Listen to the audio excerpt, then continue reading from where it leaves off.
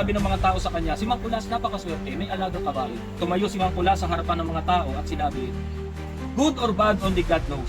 Sa mabuti at sa masama ang Diyos ang nakakaalam. So maya-maya, yung kabayo ni Mang Kulas ay lumayas. Ang sabi ng mga tao, si Mang Kulas napakamalas, iniwan ang kanyang kabayo. Tumayo si Mang Kulas sa harapan ng mga tao at sinabi sa kanila, good or bad, only God knows. Sa mabuti at sa masama daw pangyayari, ang Diyos lang ang may alam. Lagi niyang binabanggit na ganun. So maya-maya, siguro may ilang linggo ang dumaan, yung kanyang kabayo na nawala, bumalik at nagsama ng 5 pang kabayo. So sabi ng mga tao, si Mang Kulas napakaswerte. Yung kanyang kabayo na umalis, bumalik, ay kasama pang 5 kabayo.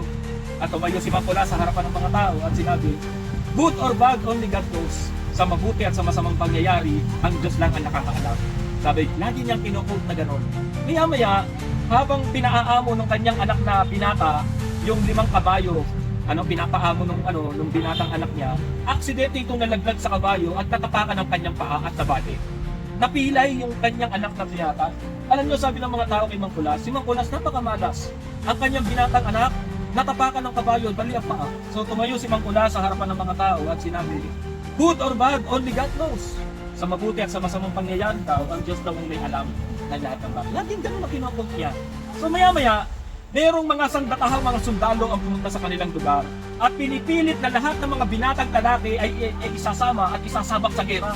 Kabutihang palad, yung anak ni Mang Kulas hindi nakasama. Alam niyo kung bakit? Bali ang paa, natapakan ng kabayo. Ang sabi ng mga tao kay Mang Kulas, si Mang Kulas napakaswerte. Yung kanyang anak na binata hindi nakasama sa gera. Hallelujah. Tumayo ulit si Mang Kulas at sinabi, good or bad, only God knows. Sa mabuti at sa masamang pangyayari, ang Diyos lang ang nakakaalam. So sa mga pangyayari na pangit na nangyayari sa ating mga buhay, lalo na sa panahon ito, lalo na bumagyo, nakita natin yung sitwasyon natin, may magandang purpose, may magandang layunin pa rin ang Diyos sa bawat pangit na pangyayari na nangyayari sa ating